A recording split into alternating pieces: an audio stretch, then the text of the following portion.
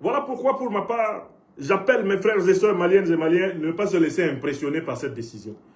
Il ne faut même pas la fêter, parce que c'est un piège qui est tendu au Mali.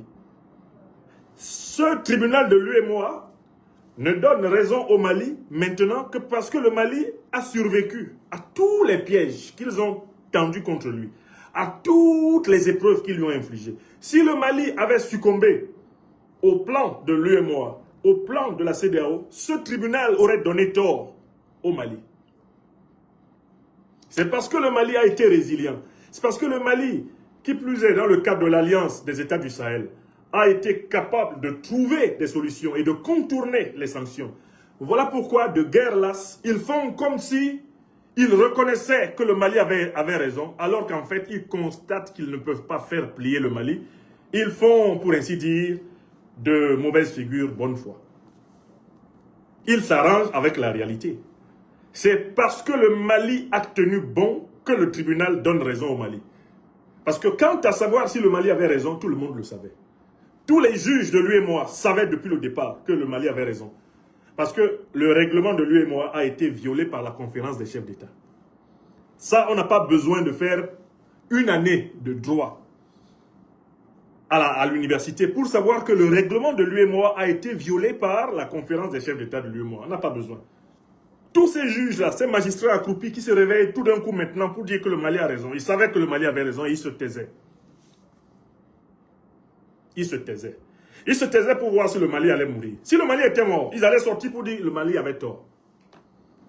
Mais comme le Mali n'est pas mort, comme le Mali a survécu, ils sortent pour dire « Ah non, le Mali a raison ». Donc il ne faut pas prendre leurs décisions au sérieux.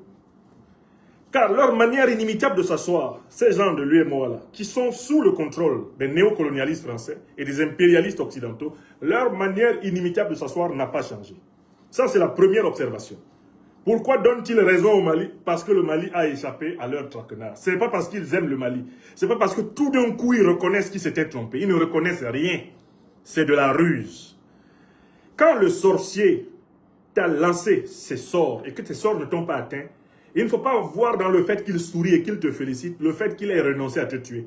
C'est que maintenant, il veut préparer des sorts beaucoup plus puissants et il a besoin d'endormir ta vigilance pour t'avoir. Car le sorcier vit nécessairement de ton malheur. Et tant que ton malheur n'a pas eu lieu, le sorcier ne renonce pas à ses sortilèges. D'accord? Deuxième élément extrêmement important. Pourquoi la conférence des chefs d'État de l'UEMOA, pourquoi le tribunal donne raison au Mali? Parce qu'ils savent que l'Alliance des États du Sahel a annoncé depuis très longtemps qu'elle travaille méthodiquement. L'Alliance des États du Sahel travaille méthodiquement pour la souveraineté monétaire de la sous-région ouest africaine.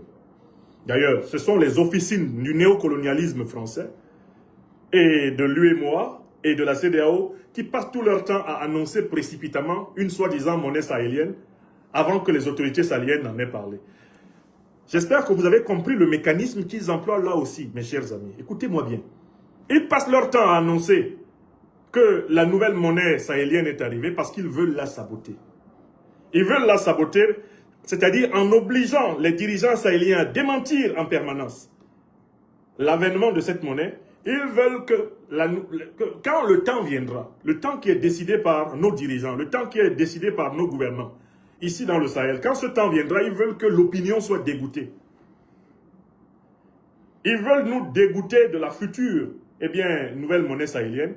Et voilà pourquoi ils ont pris la malicieuse habitude d'annoncer la nouvelle monnaie à la place des autorités pour griller et dégoûter l'opinion de la nécessité d'aller souverainement, calmement, méthodiquement vers la nouvelle monnaie.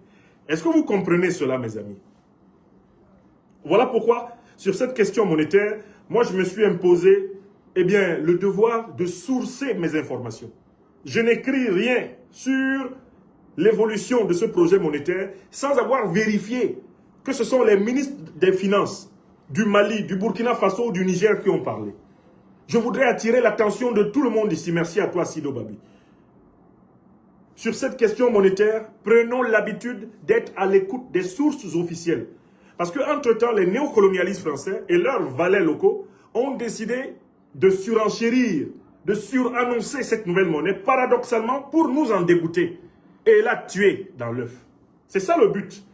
C'est pour ça qu'ils sont mis à créer des fake news d'annonces de monnaie sahélienne, le but étant de la tuer. Bon, je reviens au tribunal de l'UEMOA. Pourquoi le tribunal de l'UEMOA donne-t-il raison maintenant au Mali? Parce qu'ils croient qu'en donnant raison comme cela au Mali, cela va faire oublier au Mali, au Burkina Faso et au Niger qu'ils doivent travailler pour sortir du franc CFA.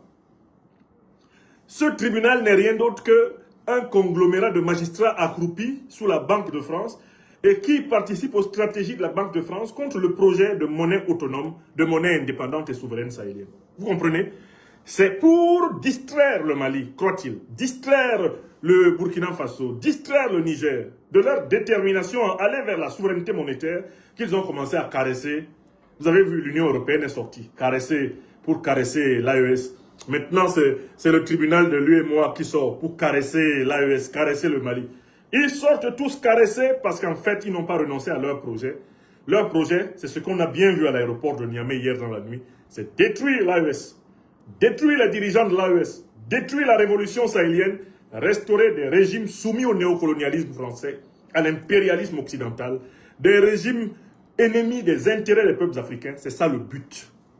Voilà pourquoi j'appelle les Africaines et les Africains à faire preuve de lucidité, de recul, de vigilance devant les informations qui circulent. Certains se sont précipités pour voir la décision du tribunal de l'UEMOA comme une victoire. Non, ce n'est pas ça qui est la victoire. La victoire, c'est que le Mali a survécu aux sanctions de l'UEMOA. Le Mali a survécu aux sanctions de la CEDEAO. C'est ça la vraie victoire. Et c'est sur cette vraie victoire que le Mali, le Burkina Faso, le Niger doivent construire leur avenir. Non pas sur la soi-disant gentillesse de juge de l'UEMOA. Donc je conclus cette affaire en disant, l'Alliance des États du Sahel a décidé de bâtir un système judiciaire autonome. Elle a décidé de mettre en place une cour pénale sahélienne. Elle doit continuer à faire ce travail. Nous, Africains, sommes fatigués de compter sur des jugeaillons soumis aux intérêts étrangers. De la même façon que l'Alliance des États du Sahel a pris ses distances avec la CPI, il va falloir prendre ses distances avec ce tribunal de l'UEMOA à Dakar qui n'est rien d'autre qu'une cellule de la France-Afrique. Il va falloir prendre sa distance avec tout ce qui est fait par la BCEAO. Car la BCEAO n'est rien d'autre qu'une fondée de pouvoir de la Banque de France. Et il va falloir que tout le monde reste calme. Permettre à nos dirigeants de conduire le projet de construction d'une nouvelle monnaie souveraine sahélienne à leur propre rythme. Au rythme des intérêts vitaux des pays sahéliens eux-mêmes et non pas sous la dictée de surexcités à l'intérieur de l'opinion ou sous la dictée des manipulateurs néocolonialistes qui vont bien sûr vouloir dégoûter les Africains de la volonté d'aller vers leur autonomie monétaire qui est pourtant vitale. Voilà la complexité de l'attitude que nous devons adopter. Donc pour moi, la décision du tribunal de l'UEMOA qui donne raison au Mali, cette décision ne m'apprend